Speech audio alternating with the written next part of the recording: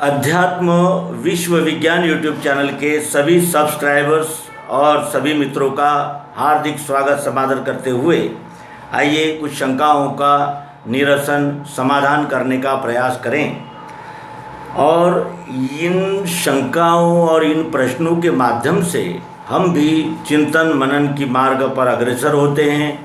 और चिंतन मनन करना और किसी निमित्त से किसी प्रश्न के मर्म तक जाना जिज्ञासु प्रवृत्ति और ये संपूर्ण कल्याणदायक ऐसा क्षेत्र रहने से इसमें जितने हम इसमें गहरे जाएंगे हमें अवश्य ही मोती मिलेंगे।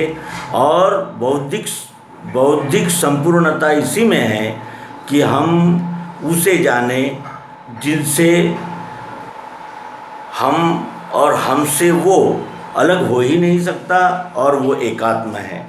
तो इस निमित्त से आइए चिंतन करें। मित्र, जो टाइमलेस क्रिएशन इनकी ओर से प्रश्न आए हैं और प्रश्न अवश्य ही विचारणीय है। वो कहते हैं कि मगर ने गजराज को पकड़ लिया और वो ईश्वर आ गया वहाँ और उस मगर को मार के हाथी को गजराज को बचा लिया। फिर दुशासन के समय वस्त्रहरण, द्रौपदी के वस्त्रहरण का प्रसंग था तो द्रौपदी को वस्त्र पुराए और उसको बचा लिया। फिर वो कहते हैं कि होलिका जल गई, प्रहलाद नहीं जले, वहाँ प्रहलाद को बचा लिया और एक उंगली से गोवर्धन पर्वत उठा लिया। तो ये इस तरह की बातें करके आप बातें करते हैं और फिर ये अभी भूकंप आते हैं, दंगा फसाद होता है, लोग एक दूसरे की जान लेते हैं, अब क्यों नहीं वो ईश्वर आता और बचा लेता? ऐसा उनका प्रश्न है और अवश्य ही विचारणीय है। एक घटना हम भी इसमें जोड़ दें यदि आप आज्ञा दें तो, और वो अगर जुड़ गई तो ये भी समझ में आता है कि उसका स्वरूप क्या होता है। स्वयं पर बीती हुई आप बीती है ये घटना और इस घटना में किसी गुनाह में हम पकड़े गए और हमें अदालत में लाया गया। अदालत में लाने के बाद हमारी ओर से ये आएगा वो आएगा ऐसी कुछ कल्पनाएं थी, लेकिन कोई नहीं आया। शाम के 4 बज गए, जेल ले जाने के लिए गाड़ी खड़ी हो गई, हमारी ज़मानत को कोई नहीं आया और हम भी ये समझ गए थे कि अब जेल जाएंगे और जेल यात्रा भी कराएंगे। देखें तो जेल होता कैसे है, वहाँ किस तरह के नियम होते हैं, कानून होते हैं, किस तरह वहाँ रखा जाता है, क्या होता है वहाँ। तो इस आशा में हम भी हथकड़ी पहने बैठे रहे।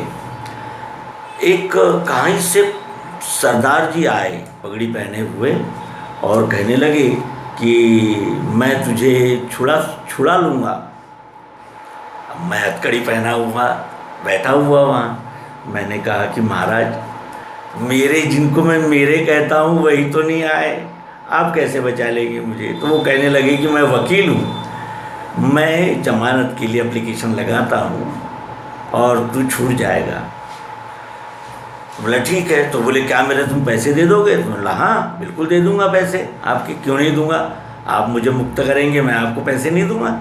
तो बोला देखो जितना पैसा भी लगेगा वो और मेरे 100 रुपया मेरी फीस और 20 रुपया पेट्रोल का खर्चा तुम्हें देना पड़ेगा, 420 रुपया। तो कहने का आशय उसने जमानत ली, हम बाहर आए। उसने कहा मुझसे कि बोले ये चमत्कार हो गया है कि जिसको जमानत मिलनी चाहिए, कानूनन जमानत हो सकती है, उसको जमानत नहीं दी उस जज ने, और तुम्हें जमानत नहीं हो सकती, तुम्हें जमानत दे रही है वो जज। ऐसा एक अनोखा चमत्कार आज मैंने देखा बोले भाई। और मेरे 300 रुपये भरने पड़े, 100 रुपये मेरी फीस और 20 रुपये पेट्रोल के, आप 420 रुपये मुझे दे दीजिए बोले भाई। आश्चर्य, ये क्या है? कौन था वो?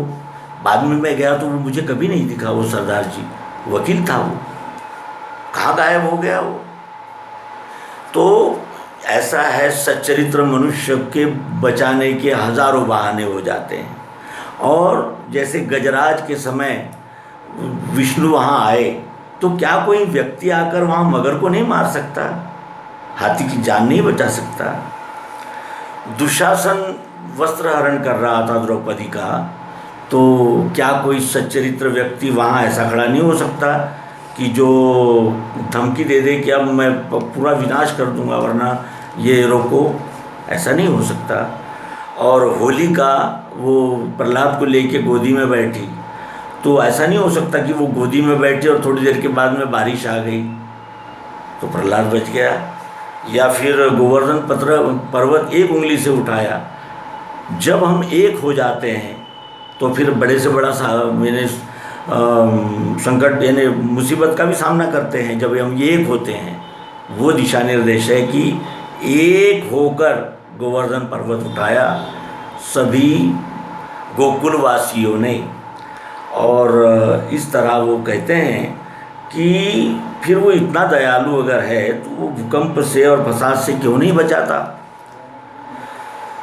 ईश्वर के विषय में हमने अनेक प्रकार की कल्पनाएं, मानिंदियाँ जमा की हुई है और उसी को हम ढोते रहते हैं। भले ही हम यानी शिक्षित हो गए, वैज्ञानिक आधार से सोचते हैं, ऐसा भ्रम जरूर पाल लिया, लेकिन ये ऐसा सत्य नहीं है। हम अधिकतर उन्हीं बातों पर चलते हैं जो बातें हम सुनते हैं, जांचते नहीं। ईश्वर किसे कहते हैं? वो किसी 7वें आसमान में, 10वें पाताल में कहीं बैठा है, वो उसके कहीं बही खाते हैं। ईश्वर की हमारी कल्पना क्या है, पहले ये जांचना होगा और फिर अपेक्षा करनी होगी कि वो कृपालु है कि नहीं। अगर वो कृपालु होने लगे किसी एक पर, तो दूसरे के साथ उसे नफरत का माहौल रखना पड़ेगा, क्योंकि वो पक्षपात करने पड़ेंगे, तब वो आपका मन रखेगा, है ना? और ऐसा तो हो ही नहीं सकता। ऐसा कैसे हो जाएगा? ये चक्र है, प्रकृति के चक्र में कोई भी व्यवधान नहीं डाल सकता, भले ही वो कितना ही महान व्यक्ति हो और कितनी भी बड़ी बड़ी डिग्रियां धारक हो, सन्यासी हो, गृहस्थी हो, छोटा बड़ा कोई भी उसके कार्य में हस्तक्षेप नहीं कर सकता। क्यों? क्योंकि उसका एक यानी वो जैसे घड़ी का कांटा है ये घूमता ही रहता है, कभी नहीं रुकता। उसी तरह इसका उत्पत्ति स्थिति लय का जो चक्र है ये रुकता ही नहीं है। ईश्वर कहते हैं इसे। और ये कृपालु भी नहीं हो सकता और पक्षपाती भी नहीं हो सकता, शत्रु भी नहीं हो सकता, मित्र भी नहीं हो सकता। उसे तटस्थ रहना होता है। अगर वो कृपालु और निष्ठुर होने लगेगा तो फिर वो भी सांप्रदायिक हो जाएगा, पंथिक हो जाएगा। वो पंथ, संप्रदाय, समवर्तित्व, जहाँ सोचने का काम है ही नहीं, केवल आपको मानना है। बस आपको केवल मानना है, जानना नहीं है। आप कोई भी प्रश्न करेंगे तो वो यही कहेंगे कि अपने धर्म के संप्रदाय के विषय में प्रश्न उपस्थित करते हो। अरे हमको दूसरे को अपने संप्रदाय में लाने की कोशिश करनी चाहिए। तो आपस में ही यहाँ बात आ जाती है, जांचो मत, परखो मत, मानो। और मानने से मनुष्य भटक जाता है। ईश्वर कौन है? कौन है ईश्वर? कहाँ है?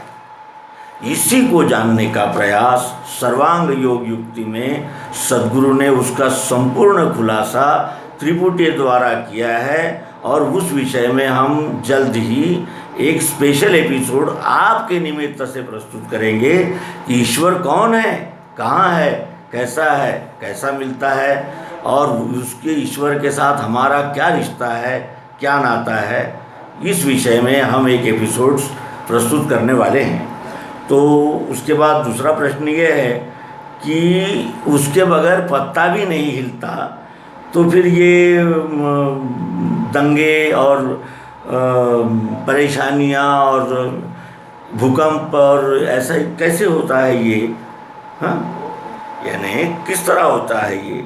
वो पूछते हैं कि उसके बगैर पत्ता भी नहीं हिलता, ऐसा आप कहते हैं।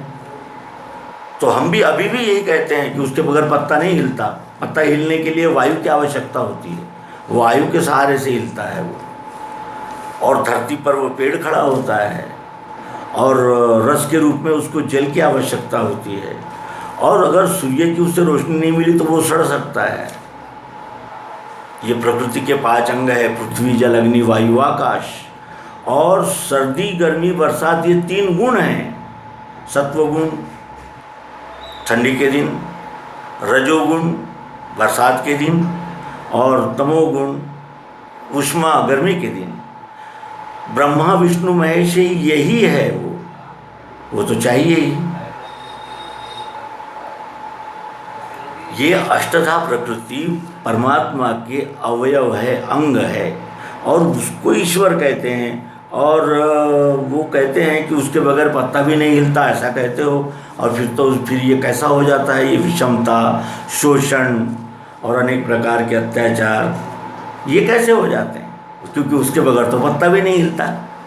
तो उसके बगैर पत्ता नहीं हिलता, लेकिन ये मनुष्य जाति अपने कर्मों का ठिकाना ईश्वर पर जो फोड़ते हैं ना, वो अत्यंत महामूर्ख कहलाए जाए उन्हें। पत्ता नहीं हिलता ये बात सत्य है।